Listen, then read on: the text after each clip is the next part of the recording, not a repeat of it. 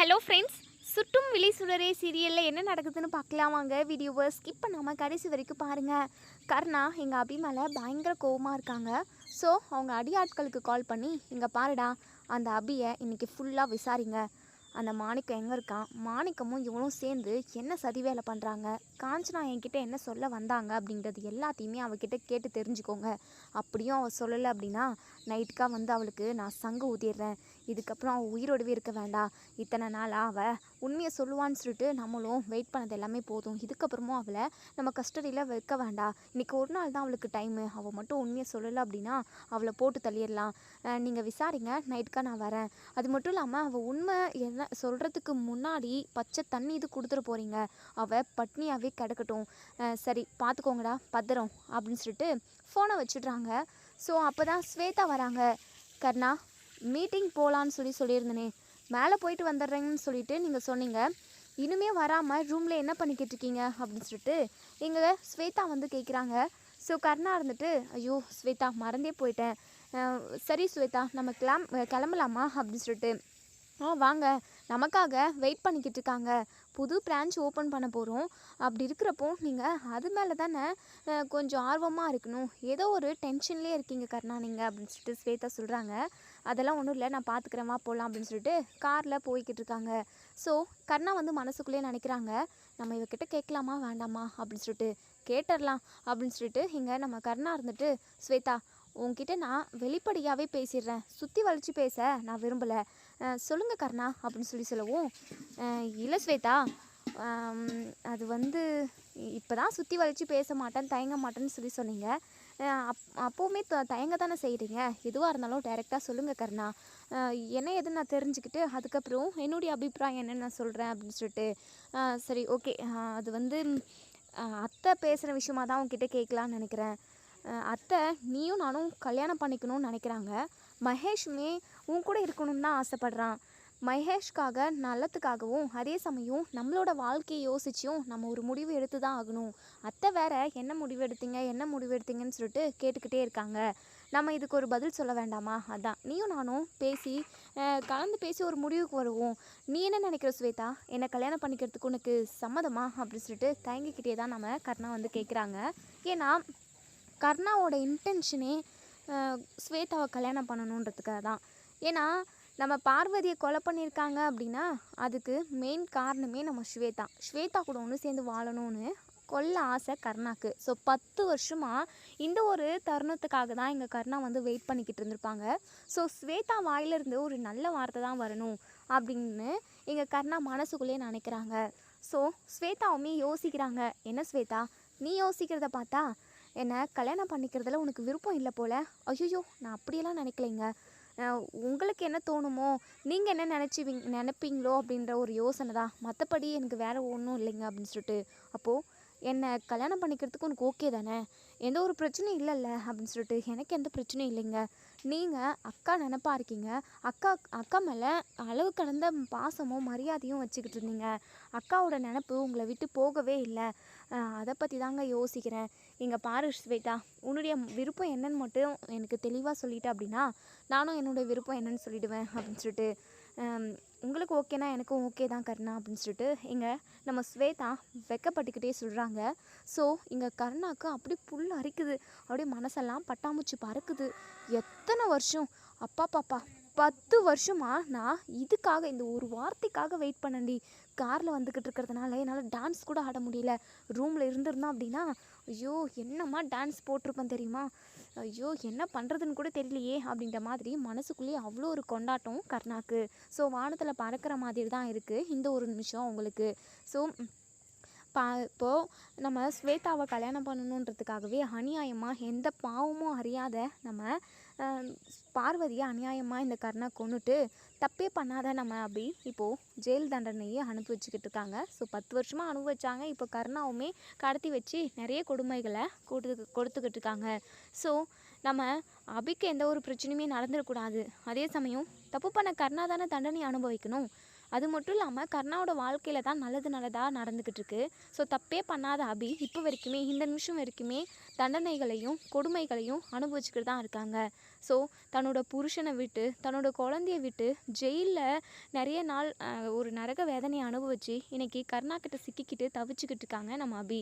So இது எல்லாத்துக்குமே ஒரு சொல்யூஷன் வரணும் அப்படின்னா ஒரே ஒரு விஷயந்தான், நம்ம வெற்றிக்கு எல்லா விஷயமும் தெரிய வரணும். வெற்றிக்கு மட்டும் பார்வதியை கொலை பண்ணது கருணா தான் அப்படின்ற விஷயம் தெரிய வந்தது அப்படின்னா கண்டிப்பாக டோட்டலாக கருணாவோட தலையெழுத்தவே நம்ம வெற்றி மாற்றி அமைச்சிருவாங்க. ஸோ கருணாவை கொன்று போட்டால் கூட அதுக்கு ஆச்சரியப்படுறதுக்கே இல்லை. அந்த அளவுக்கு நம்ம வெற்றி கோவப்படுவாங்க. ஏன்னா கருணா மேலே அளவு கடந்த நம்பிக்கையும் பாசத்தையும் வச்சுக்கிட்டு இருக்காரு நம்ம வெற்றி. கருணாவுக்காக உயிரவே கொடுக்குவேன் அப்படின்ற மாதிரியுமே சொல்லுவாங்க சில டைமில். ஸோ கருணாவுக்காக உயிரை கொடுக்கக்கூட அஞ்சாத நம்ம வெற்றி ஒருவேளை பார்வதியை கொலை பண்ணது கருணாதான்ற விஷயம் தெரிய வந்துச்சு அப்படின்னா கண்டிப்பாக ரொம்பவே நொறுங்கி போயிடுவார் வெற்றி. ஏன்னா அதே சமயம் அபியை நினச்சி ஃபீல் பண்ணுவார். தனக்கு ஒரு குழந்தை இருக்கிற விஷயம் கேள்விப்பட்டாங்க அப்படின்னா இத்தனை வருஷமாக நமக்கு குழந்தை பிறந்த விஷயமும் தெரியல, தப்பே பண்ணாத அபியை நம்ம ஜெயில் தண்டனையை கொடுத்துட்டுமே, அவளுக்கு வாங்கி கொடுத்துட்டுமே, அதுவும் நம்ம சாட்சி சொன்னதுனால தான் அவள் 10 வருஷம் ஜெயில் தண்டனை அனுபவிச்சா. அவள் சொல்ல வர எதுவுமே நம்ம காது கொடுத்து கூட கேட்கலையேன்ற ஒரு வருத்தம் நிறையவே இருக்கும் நம்ம வெற்றிக்கு. ஸோ இப்போதைக்கு ஒரே ஒரு சான்ஸ் அப்படின்னா நம்ம வெற்றி அபி தப்பு பண்ணல, கொலை பண்ணல அப்படிங்கிற விஷயத்த தெரிஞ்சுக்கணும். அதே சமயம் இந்த கருணா மட்டும் ஸ்வேதாவை கல்யாணம் பண்ணிக்கிட்டாங்க அப்படின்னா கண்டிப்பாக ஸ்வேதாவோட வாழ்க்கையுமே கேள்விக்குறி தான், ஸ்பாயில் ஆகிடும். ஸோ அவங்களுக்கு கல்யாணம் நடக்கிறதுக்கு முன்னாடியே இங்கே இந்த கருணாவோட சுயரூபம் என்னன்னு வெளியே தெரியணும் அப்படின்னு நினைக்கிறவங்க இந்த வீடியோ கீழே கருணா சிக்கிக்கணும், கருணா ஜெயிலுக்கு போகணும்னு சொல்லிட்டு நீங்கள் கமெண்ட் பாக்ஸில் கமெண்ட் பண்ணி தருவீங்க. ஸோ இப்போது ஸ்வேதாவுமே கல்யாணத்துக்கு ஓகே சொல்லிட்டாங்க. ஸோ அவங்க அம்மாக்கிட்ட, அதாவது ஸ்வேதாவோட அம்மாக்கிட்ட கருணா சொல்லியிருப்பாங்க, நாங்கள் 2 பேருமா பேசி ஒரு முடிவுக்கு வரோம், மகேஷ்கிட்டையும் ஸ்வேதாக்கிட்டேயும் நான் இது விஷயமா பேசுகிறேன், அவங்கக்கிட்ட பேசிவிட்டு என்னுடைய முடிவை சொல்கிறேன்னு சொல்லிட்டு இங்கே நம்ம கருணா சொல்லியிருப்பாங்க அவங்க அத்தைக்கிட்ட. ஸோ இப்போது ஸ்வேதாக்கிட்டேயுமே கேட்டுட்டாங்க. ஸ்வேதாவுக்குமே ஓகேன்ற மாதிரி தான் அவங்களும் சொல்லிட்டாங்க. இப்போது மகேஷை கேட்டாலுமே டபுள் ஓகே தான் சொல்லுவாங்க. ஏன்னா ஸ்வேதா அம்மா கூட இருக்கிறது தான் எனக்கு சந்தோஷம், ஸ்வேதா அம்மா கூட தான் நான் இருப்பேன், அவங்க தான் என்னை ரொம்ப நல்லா பார்த்துப்பாங்க, அவங்க தான் என் மேலே அதிகப்படியான பாசம் வச்சுக்கிட்டு இருக்காங்க அப்படின்னு சொல்லிட்டு மகேஷ் அடிக்கடிக்கு சொல்லிக்கிட்டே இருப்பாங்க.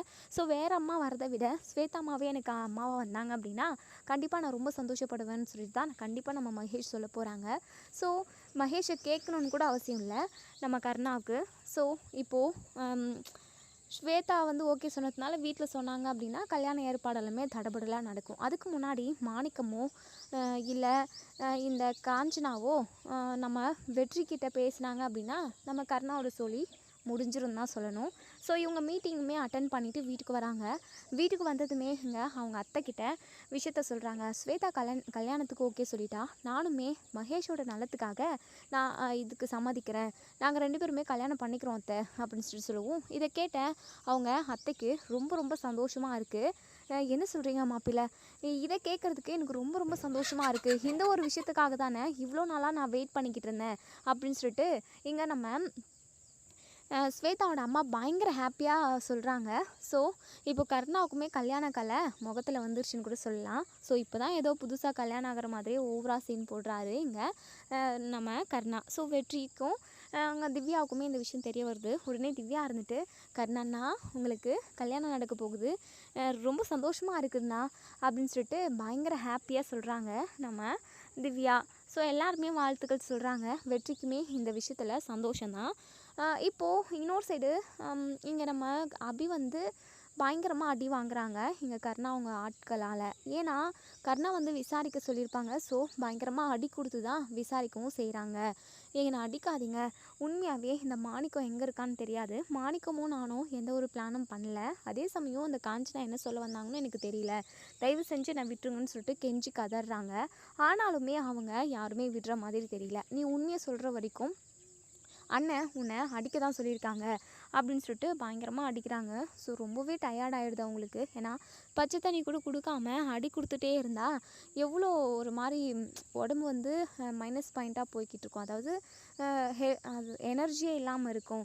ஸோ அவங்க சாப்பிடாமல் இருக்கிறதுனால அவங்க அடிக்கிறதுனாலையுமே அப்படியே மயக்கம் வர மாதிரி இருக்குது நம்ம அபிக்கு. இன்னொரு சைடு தன்னோட தங்கச்சி எங்கே போனானே தெரியலையே அப்படின்னு சொல்லிட்டு இங்கே நம்ம சண்முகம் ஒவ்வொரு நாளும் ஒவ்வொரு நிமிஷமும் பயங்கரமாக துடிச்சுக்கிட்டு இருக்காங்க. ஸோ வீட்டில் அந்த விஷயத்த சொல்லவும் முடியல, சொன்னால் சுடர் வந்து வருத்தப்படுவாங்க அப்படின்ற ஒரே ஒரு காரணத்துக்காக நம்ம சண்முகம் யார்கிட்டையுமே சொல்லாமல் இருக்காரு. பித்து பிடிச்ச மாதிரி அப்படியே அங்கேயும் இங்கேயுமா நடந்துக்கிட்டு இருக்காரு. ஸோ சரளா இருந்துட்டு, ஏங்க நானும் உங்களை பார்த்துக்கிட்டு தாங்க இருக்கேன். உங்கள் மனசில் ஏதோ ஒரு விஷயம் ஓடிக்கிட்டு இருக்கு. உங்கள் தங்கச்சி ஜெயிலுக்கு போனதுனால நீங்கள் இப்படி கவலையாக இருக்கீங்களா, இல்லை வேறு ஏதாவது உங்கள் மனசுக்குள்ளே இருக்கானோ எனக்கு தெரியல. எதுவும் வாயை திறந்து நீங்கள் சொல்லவும் மாட்டேங்கிறீங்க. ஏங்க என்ன தாங்க ஆச்சு உங்களுக்கு, உங்களை இப்படி பார்க்கவே எனக்கு ரொம்ப கஷ்டமாக இருக்குங்க அப்படின்னு சொல்லிட்டு சரளா வந்து ரொம்பவே ஃபீல் பண்ணி அழுகுறாங்க. சண்முகம் இருந்துட்டு அதெல்லாம் ஒன்றும் இல்லை அப்படின்ற மாதிரி. ஸோ இப்போது நம்ம சரளா வந்து துவச்சி வச்ச துணி எல்லாமே காய போட்டிருப்பாங்க. ஸோ அதை எடுத்துகிட்டு வரதுக்காக போகிறாங்க.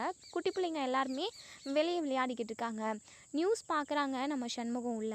ஸோ நியூஸில் வந்து நம்ம அபி தப்பிச்சிட்டதா ஒரு நியூஸ் சொல்கிறாங்க.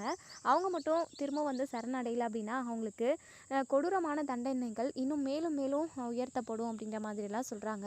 ஸோ அதை கேட்டதுமே சுடருக்கு எங்கே தெரிஞ்சிடுமோன்ற ஒரு பயத்தில் போய் டிவியை ஆஃப் பண்ணிடுறாங்க நம்ம சண்முகத்துக்கு ஒவ்வொரு நிமிஷமும் பதட்டமாகவும் பயமாகவும் இருக்குது.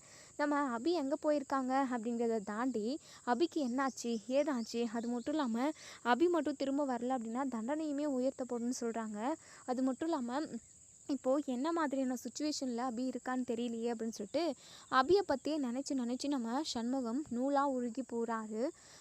ஓடாக உருகி போகிறாருன்னு கூட சொல்லலாம். ஸோ இன்னொரு சைடு இங்கே நம்ம ஸ்வேதாவோட அம்மா இருந்துட்டு கல்யாண ஏற்பாடு எல்லாத்தையுமே இப்போ இருந்தே செய்ய ஆரம்பிக்கிறாங்க. ஸோ ஐயருக்குமே சொல்லி வைக்கிறாங்க என்ன நாள் என்னைக்கு செஞ்சால் நல்லாயிருக்கும் அப்படின்றத எல்லாத்தையுமே அவங்கக்கிட்ட பேசிக்கிட்டு இருக்காங்க. வீடியோ ஒரு மாதிரி கலகலன்னு பரபரப்பாக இருக்குது. ஸோ கருணாவுக்குமே இந்த ஒரு ஃபீலிங் ரொம்பவே பிடிச்சிருக்கு.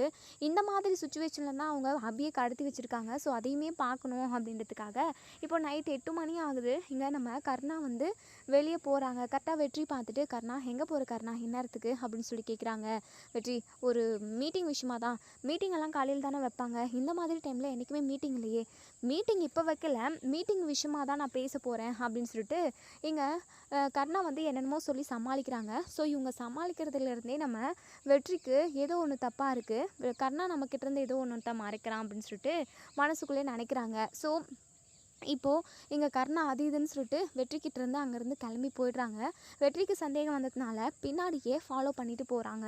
ஸோ அபி இருக்கிற கஸ்டடிக்கு போகிறாங்க. நம்ம வெற்றியுமே யாருக்கும் தெரியாமல் மறைஞ்சு நின்று எட்டி பார்த்துக்கிட்டு இருக்காங்க. அபியை பார்த்த வெற்றிக்கு பயங்கரமாக ஷாக் ஆகுது. ஐயோ அபியை கடத்தி வச்சுருக்கான் கருணா, நம்மக்கிட்ட ஒரு வார்த்தை கூட சொல்லலை. அப்போது அபியை கொன்று போடுறதுக்காக இவன் பிளான் பண்ணியிருக்கானோ. ஐயோ இப்படி மட்டும் நடந்துடவே கூடாது. அபிக்கு மட்டும் ஏதாவது ஆயிடுச்சு அப்படின்னா கண்டிப்பாக அவங்க அண்ணன் ஃபேமிலி எல்லாருமே ரொம்பவே பாதிக்கப்படுவாங்க. ஏற்கனவே அபியோட அப்பா இறந்ததுனால அவங்க அண்ணன் ஃபேமிலி ரொம்பவே நொறுங்கி போயிருக்கு. இந்த மாதிரி சமயத்தில் அபிக்கு ஏதாவது ஒன்று ஆயிடுச்சு அப்படின்னா கண்டிப்பாக அவங்க அண்ணனால் தாங்கவே முடியாது. அது மட்டும் இல்லாமல் அபி தப்பு செஞ்சதுக்கான தண்டனையை ஜெயிலில் அனுபவிச்சுக்கிட்டு தானே இருக்கா.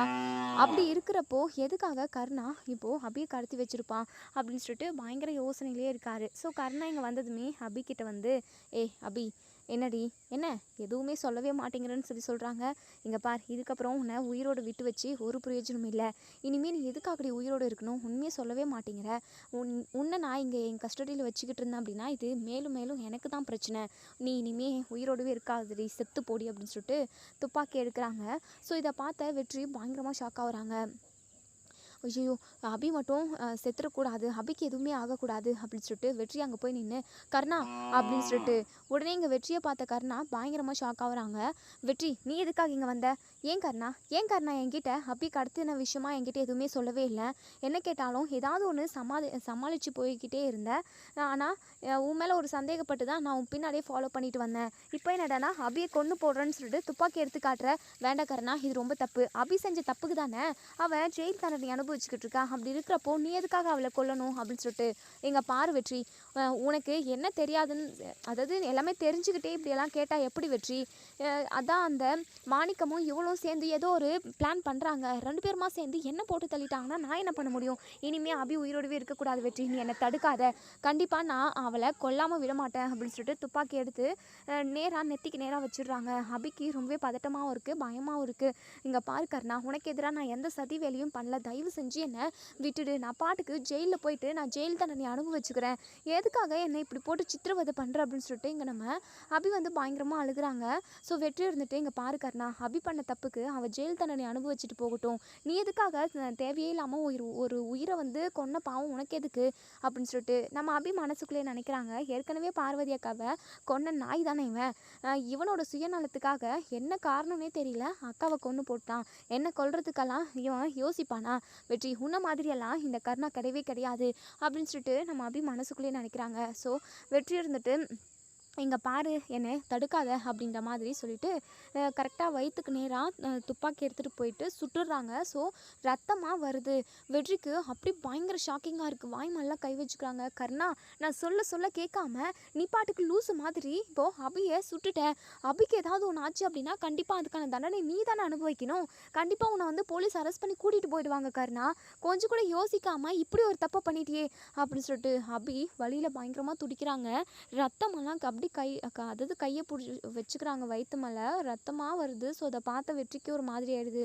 உடனே இங்கே நம்ம அபியை காப்பாற்றியே ஆகணும் அப்படின்னு சொல்லிட்டு வெற்றி அழுதுகிட்டே அபியை தூக்கவும் கர்ணா இருந்துட்டு இங்கே பாரு வெற்றி, அவளை கீழே போடுடா, அவளை எதுக்காக தூக்கிக்கிட்டு இருக்க, அவள் செத்து போகட்டும், அதுக்காக நான் ஜெயிலுக்கு போனால் கூட எனக்கு கவலையே இல்லை அப்படின்னு சொல்லிட்டு இங்கே பாரு கர்ணா, ஒரு உயிரை எடுக்கிற உரிமை இந்த உலகத்தில் யாருக்குமே கிடையாது, எல்லாருக்கும் அதாவது கடவுள் வந்து நம்மளை எல்லாருமே படைச்சான், ஆனால் எடுக்கிறதும் கொடுக்கறதும் அவனோட வேலை, நீ எதுக்காக அபியை கொல்லணும், தப்பு பண்ணால் அதுக்கு தண்டிக்கிறதுக்கு சட்டம் இருக்குது, நீ எதுக்காக தேவையில்லாமல் அபியை கொண்டு போட்ட, அதாவது கொல்லணும்னு நினைக்கிற, இப்போ சுட்டுட்ட, இதனால் நீயும் பாதிக்கப்படுவ, உன்னை சுற்றி இருக்கிற எல்லாருமே பாதிக்கப்படுவாங்க, அபியை எப்படியாவது காப்பாற்றணும் அப்படின்னு சொல்லிட்டு இங்கே நம்ம வெற்றி வந்து கர்ணா சொல்ல சொல்ல கேட்காம அபியை தூக்கிட்டு ஹாஸ்பிட்டலுக்கு போயிடுறாங்க.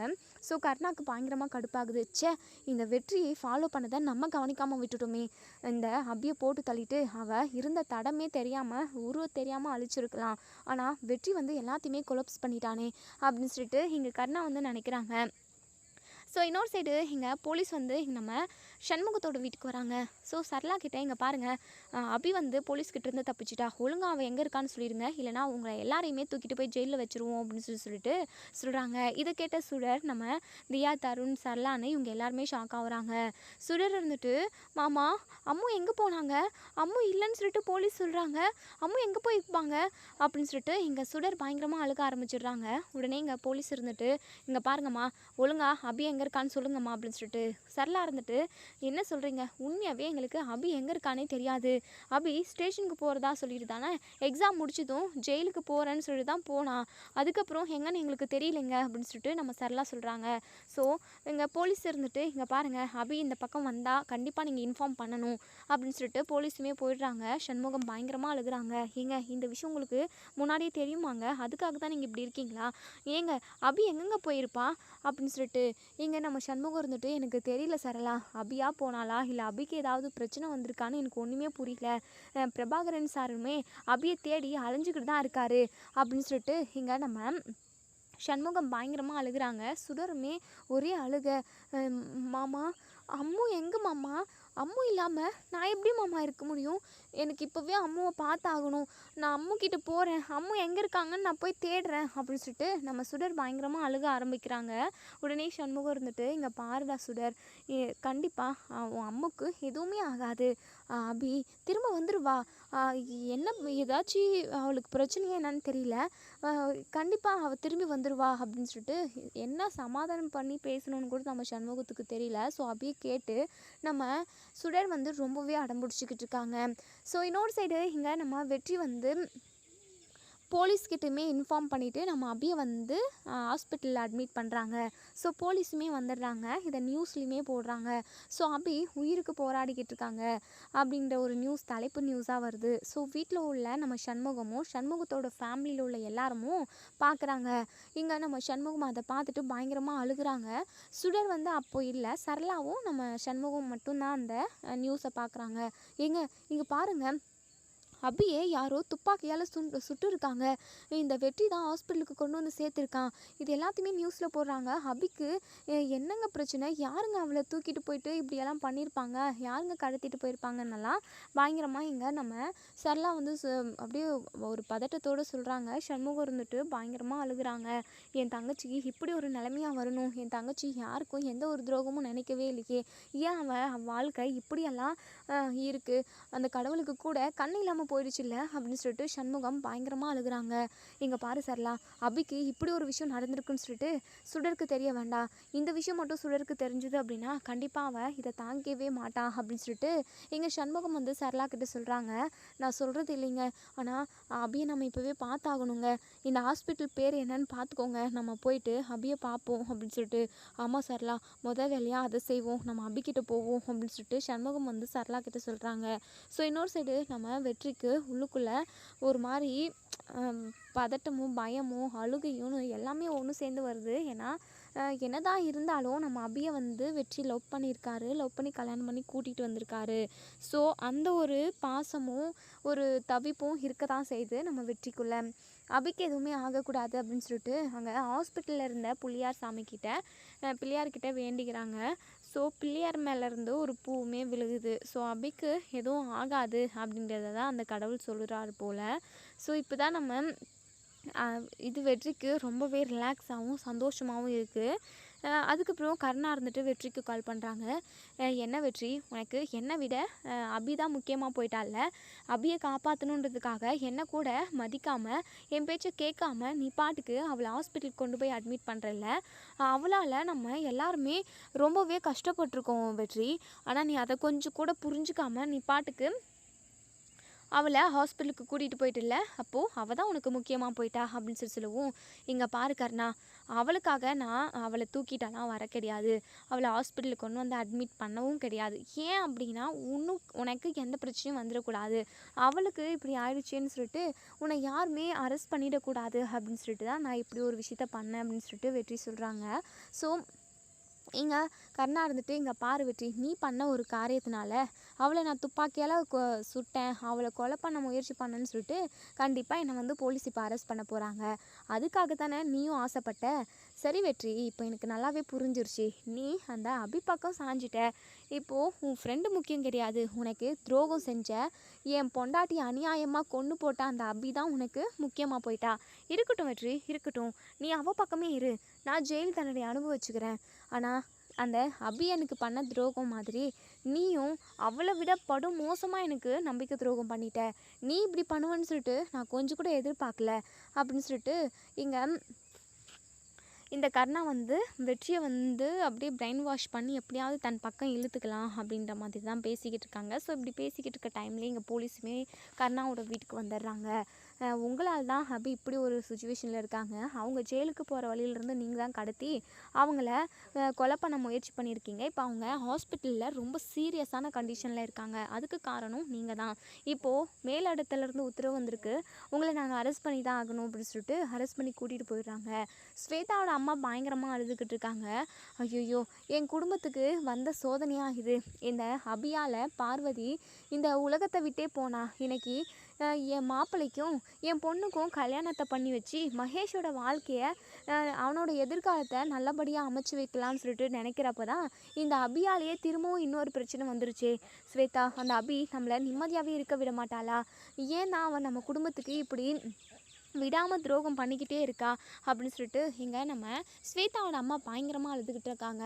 ஸ்வேதா இருந்துட்டு, அம்மா நீ கவலையப்படாதம்மா, அந்த அபி இப்போது ஹாஸ்பிட்டலில் தான் இருக்கா, அதுவும் ரொம்பவே முடியாத சுச்சுவேஷனில் தான், ரொம்ப கிரிட்டிக்கலான நிலமையில தான் அவள் இருக்கா.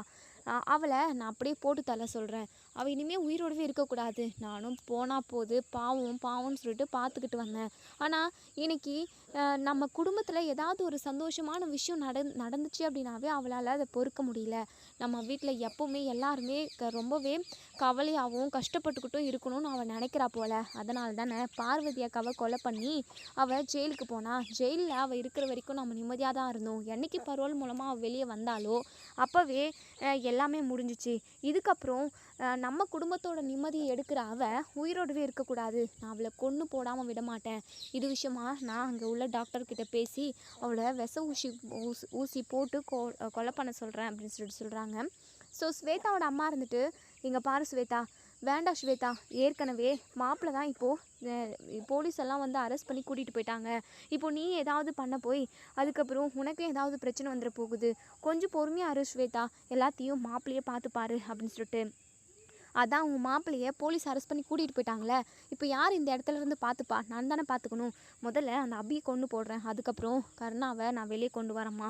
நீ எதுவுமே என்கிட்ட பேசாத, நான் எடுத்த முடிவும் எடுத்தது தான் அப்படின்னு சொல்லிட்டு ஸ்வேதா வந்து இப்போது அபி இருக்கிற ஹாஸ்பிட்டலுக்கு கிளம்பி போகிறாங்க. ஸோ இதோட இந்த ரிவ்யூ முடியுது.